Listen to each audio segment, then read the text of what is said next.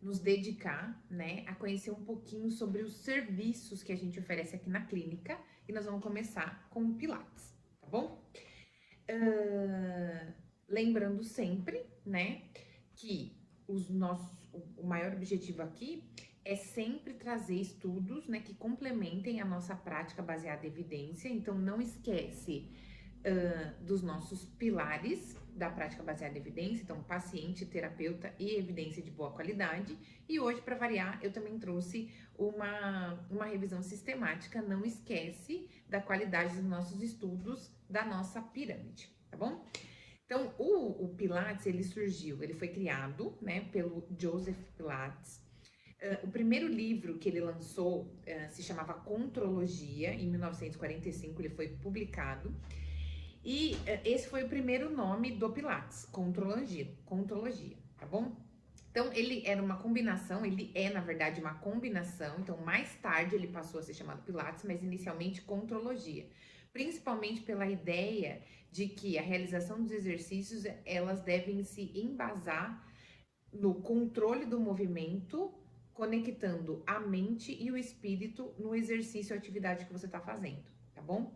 Então, ele é um método que foca uma atividade um pouco mais global e que mistura vários métodos, porque o Pilates ele era tipo um faz-tudo, né? Ele era excelente em tudo, então ele combina os exercícios, os movimentos, tem uma filosofia, como eu disse, então um equilíbrio entre o corpo, a mente e o espírito. Ele mescla também movimentos e posições de ginástica, de artes marciais, da yoga, da dança. Por isso que a gente fica pé de Superman, pé de bailarina, ponta do pé para baixo, deixa a mão durinha, mão para cima, postura, né? Então, tudo isso baseado naquilo que o próprio criador do método propôs, tá bom? Basicamente, ele se dá por 6 princípios, tá bom? Que são concentração, respiração, né? Então não dá para fazer o exercício de Pilates se a gente não estiver concentrado. O que a gente aprende primeiramente é a respiração diafragmática. Os exercícios eles devem ser sempre focados na região central do corpo, que a gente sempre mostra para vocês o powerhouse ou caixa de força, tá bom? Sempre um movimento controlado, preciso e fluido. Então, por isso que a sua instrutora sempre fala para você movimento bem devagar durante a expiração, mantendo a contração do powerhouse, tá bom? É porque a gente pode fazer qualquer exercício, tá bom? Mas ele só é Pilates se eu respeito esses princípios, senão é uma atividade física normal, tá bom? O principal objetivo do Pilates inicialmente a criar o Pilates, né, o método da contrologia inicialmente, foi o desenvolvimento do corpo, restauração de uma boa postura, a restauração ou início de uma prática de atividade física, além da revitalização da mente e do espírito. Então, essa trilogia, esse tripézinho do Pilates, ele está sempre muito presente na criação do método e no desenvolvimento, né, na divulgação do método depois pelos seguidores do Pilates, tá bom? Normalmente, ele é realizado, pode ser num estúdio, né, com equipamentos, ou somente com um tatame ou um colchonete, seja lá o que você tenha na sua casa, né? Que é como a gente tá fazendo com o teleatendimento. Pode também ser em grupo ou individual, duplas, como a gente trabalha. Então, normalmente ele é realizado assim, tá? E usualmente as aulas, né, vão entre mais ou menos 50 minutos, 45 minutos. E o recomendado é que se realize pelo menos 2 vezes por semana para os resultados, tá bom? Até esse estudo é um estudo em pessoas, então. Então, na verdade, não é um estudo, né? É uma revisão sistemática que incluiu vários estudos que focaram em indivíduos sem dor. Por quê? Porque até o momento, esse estudo era de 2011, tinham muitos estudos e continuam se desenvolvendo muitos estudos para verificar o efeito do Pilates nas pessoas que têm dor, na coluna principalmente, na região lombar. Então, tem muitos estudos e muitas revisões sistemáticas. E estudos também para dor no joelho e ombro. Revisões sistemáticas ainda são poucas, tá bom? E aí faltava uma evidência, né, do que se tem para as pessoas que não têm uma disfunção, não têm dor, mas gostam de realizar o Pilates como uma prática de atividade física, né? Então, essa revisão sistemática se propôs a isso, a mostrar a evidência disponível sobre a efetividade do Pilates nos indivíduos que eram saudáveis. Então, eles incluíram ensaios clínicos, lembra da pirâmide?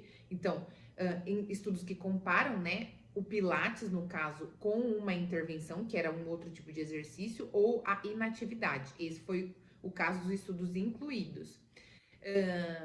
Para verificar, então, quais eram os efeitos em indivíduos que não tinham dor. E aí foram considerados várias variáveis relacionadas à saúde, tá bom? Então, incluíram esses ensaios clínicos, né? Ou quase ensaios clínicos, estudos só que compararam pré e pós, mas sem todos os passos de um ensaio clínico que que representa uma alta qualidade. Então, estudos um pouco mais simples, porque se essa revisão é de 2011, esses estudos eles eram antes de 2011, tá? Então, hoje, o rigor de avaliação e de inclusão numa revista como essa é muito maior do que antigamente. Então, isso foi alterando, né? Então, lembra, a prática baseada em evidência. Então, muitos estudos porcarias. Então, os órgãos, né, que regulamentam, os grupos mesmo que avaliam a qualidade foram adaptando, né, e exigindo alguns passos para a publicação desses estudos, tá bom? Então, 16 estudos foram incluídos, né, nessa revisão sistemática. Os estudos incluíram entre 10 e 166 indivíduos, entre eles, né, estudos que tinham adultos, idosos, estudos que avaliavam estudantes e estudos que avaliavam dançarinas, tá bom? Eles compararam Pilates principalmente com inatividade, exercício aeróbico, recreação, educação postural e um treinamento de força, tá bom? Que não era o Pilates. O Pilates foi realizado de 1 a 5 vezes por semana, durante de 1 semana até 15 semanas, e um estudo também seguiu as pessoas por 6 meses, e utilizaram alguns estudos apenas o Pilates no colchonete, né, o mat Pilates que a gente chama, Pilates solo. Alguns mesclaram o estúdio, né, com aparelhos e o solo, e outros somente o estúdio. E a duração das sessões, elas foram entre 30 minutos semanais até 90 minutos, ou 30 diários até 90 minutos diários, tá bom? E aí eles consideraram, como eu disse, várias variáveis relacionadas à saúde. Com relação ao fisiológico, o que esses estudos mostraram? Um aumento de flexibilidade, comparando então Pilates com outro. Então, o Pilates, ele favoreceu o aumento de flexibilidade, principalmente, resistência muscular. Então, por exemplo, as avaliações que a gente já falou aqui com vocês, né? O teste de abdominal, cruza o braço, desce um pouquinho, né? Tem uma angulação específica e mantém aí por 1 minuto. Então, muitas vezes no Pilates a gente não trabalha tanto o ganho de força, mas essa resistência, que é muito importante, principalmente para as atividades de vida diária, tá bom? Aumentou a espessura do músculo que a gente sempre fala, o transverso abdominal, que é muito importante para estabilidade do nosso tronco, numa postura em geral do nosso corpo, tá? Aumento de amplitude de movimento, de força, diminuição do tempo de reação. Então, por exemplo, quando vocês sobem no bozu, né? Então, por exemplo, nessa atividade. E aí, vocês têm que, por exemplo, levantar uma perna. Então, esse tempo para não cair, ele ficou menor. Então, a pessoa cada vez mais vai ganhando essa reação e esse aumento mesmo de um treino de equilíbrio, que é um outro ponto que também melhorou quando a gente fala aqui de aprendizagem motora. Também diminuiu o número de quedas e alterou, em alguns estudos, a composição corporal, ou seja, a quantidade de gordura foi diminuída em relação ao ganho de massa muscular, tá bom? Então, houve essa troca. Com relação aos fatores emocionais, né, que estão ligados ao psicológico dos indivíduos, então, aumentou a vontade de fazer exercício, né? Então, a pessoa não queria evitar o exercício, gostava de ir. Para os dançarinos, aumentou a expressividade do corpo, autoeficácia, o humor, qualidade do sono, mindfulness, autonomia, qualidade de vida, satisfação com a vida e uma percepção de melhora com o estado de saúde. Com relação à aprendizagem motora, como eu disse, melhorou o equilíbrio estático e dinâmico, né? Então, aqueles exercícios que a gente dá para vocês, caminha, pula ou fica só parado. E uma melhora também do alinhamento postural. E aí, ele descreve várias outras coisas que melhoraram, então tinham muitas, eu coloquei as principais, e algumas que não melhoraram. Então, por exemplo, não teve efeito para alteração da pressão arterial, por exemplo, então não diminuiu e nem aumentou, tá bom? Então, também não é excelente para tudo. Cada exercício tem a sua especificidade.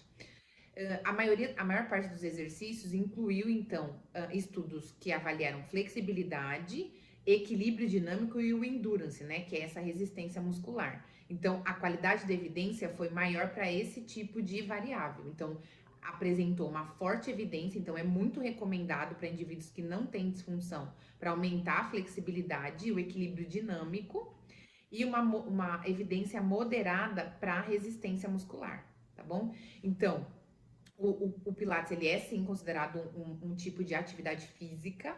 Você que não tem disfunção, pode sim, né, considerando uma atividade de menor impacto e um pouco diferente, um pouco mais direcionada, optar pela prática do Pilates, né? Se você ainda não conhece o nosso espaço, vou deixar aqui o endereço e o nosso contato para você agendar uma aula experimental. E pode sim ser o início de uma deliciosa vida, né? Uma prática de atividade física. Então não fique parado, exercite. A gente vai falar ao longo do mês algumas outras atividades que a gente tem. E aí você tem sempre, eu sempre falo que a atividade física não existe a melhor ou a pior, existe aquela que você gosta de fazer. Porque o importante é que ela seja realizada e com constância, tá bom? Então, cuide-se.